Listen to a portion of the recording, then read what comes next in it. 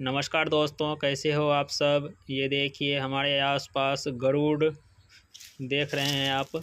ये अपने शिकार की खोज में भटक रहा है। ये देखिए पानी की कमी की वजह से मछली भी नहीं मिल पा रही है, फिर भी अपने शिकार की तलाश में लगातार। आप सब मेरी वीडियो जहाँ से भी देख रहे हैं कमेंट बॉक्स में बताइए आप इसे क्या कहते हैं। शानदार व्यू, ये असम का वीडियो है। आप देख सकते हैं कितना शानदार है।